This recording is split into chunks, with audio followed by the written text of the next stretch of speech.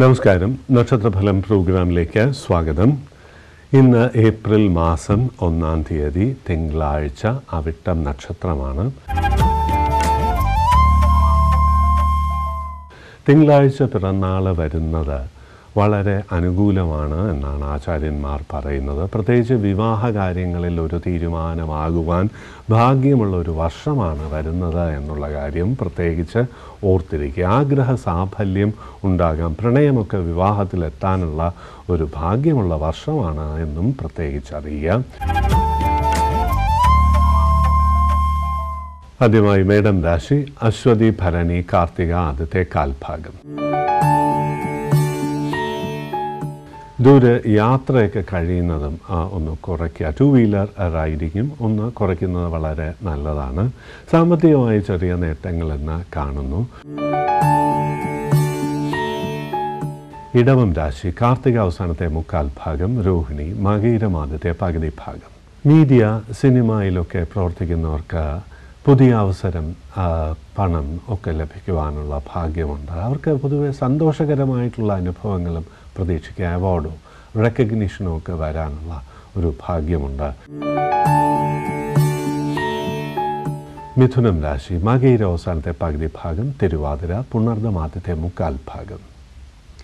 ആദ്യം ഒരു കാര്യ തടസ്സമൊക്കെ വന്നാലും ബിസിനസ് പ്രോജക്ട്സ് ഒക്കെ നന്നായി മുന്നോട്ട് പോകും. ചെറിയ കച്ചവടമൊക്കെ നടത്തുന്നവർക്ക് ലാഭം പ്രതീക്ഷിക്കാം. ബിസിനസ്സൊക്കെ അവർക്ക് വിപുലീകരിക്കുവാനുള്ള ഒരു സാഹചര്യം ഒരുങ്ങും.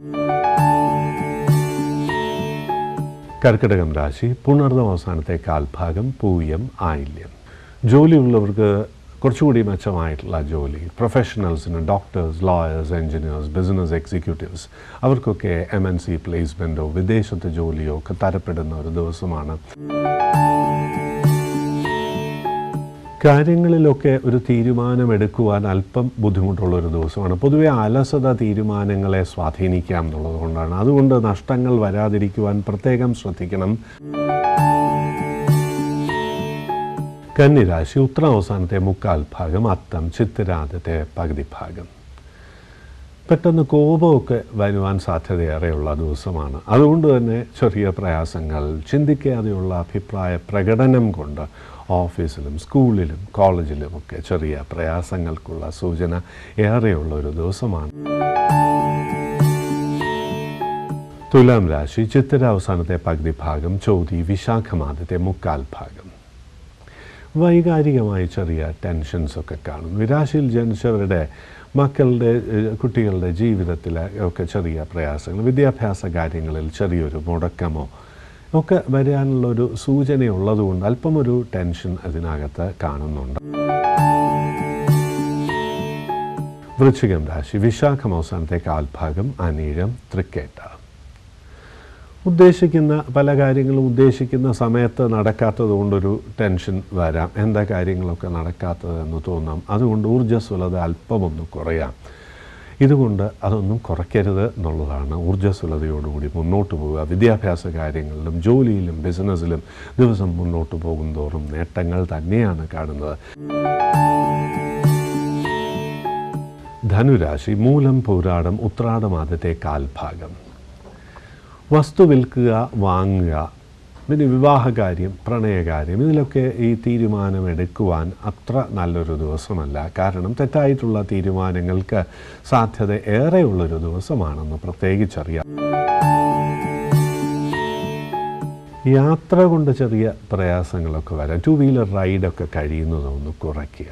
അപരിചിതരുമായിട്ടുള്ള സംഭാഷണമൊക്കെ ഒരു നിയന്ത്രണത്തോടുകൂടി വേണം എന്നുള്ളത്. അവരോടൊപ്പമുള്ള യാത്രയൊക്കെ പ്രത്യേകം ഒന്ന് ശ്രദ്ധിക്കുക. വിദ്യാർത്ഥികൾ പഠന കാര്യങ്ങളിൽ മാത്രമേ ശ്രദ്ധിക്കാവൂന്നുള്ളതാണ്. വിനോദം കഴിയുന്നതും കുറയ്ക്കുക. കുംഭം രാശി. അവിട്ടം അവസാനത്തെ പകുതി ഭാഗം, ചതയം, പുരുരുട്ടാതി ആദ്യത്തെ മുക്കാൽ ഭാഗം. പുതിയ വാഹനമൊക്കെ ലഭിക്കാനുള്ള ഒരു ഭാഗ്യമുണ്ട്. ഇതിനാവശ്യമായിട്ടുള്ള ലോണൊക്കെ തരപ്പെടാം. പുതിയ ബിസിനസ് ആരംഭിക്കുവാൻ താല്പര്യമുള്ളവർക്ക് തടസ്സങ്ങൾ നീങ്ങി ഗവൺമെൻറ് സാങ്ഷനും ലൈസൻസും ഒക്കെ ലഭിക്കുവാനുള്ളൊരു ഭാഗ്യം ഗ്രഹസൂചനയിലുണ്ട്. മീനം രാശി. പുരുരുട്ടാതി അവസാനത്തെ കാൽഭാഗം, ഉത്രട്ടാതി, രേവതി. വിവാഹ കാര്യങ്ങൾക്ക് അനുകൂലമായിട്ടുള്ള ഒരു ദിവസമായി കാണുന്നു. കുറച്ചു കാലമായി വിവാഹം തടസ്സപ്പെട്ടിരുന്നവർക്ക് യോജിച്ച രീതിയിലുള്ള വിവാഹാലോചന വരുവാനും പ്രണയിക്കുവാനും ഒക്കെ സാധ്യതയുള്ള ദിവസമാണ്. ആഗ്രഹിക്കുന്ന ചില കാര്യങ്ങളൊക്കെ നടന്നു കിട്ടുവാനും സാധ്യതയുള്ളൊരു ദിവസമായതുകൊണ്ട് ബിസിനസ് രംഗത്ത് പ്രവർത്തിക്കുന്നവർ ഊർജ്ജസ്വലതയോടുകൂടി മുന്നോട്ട് പോവുക.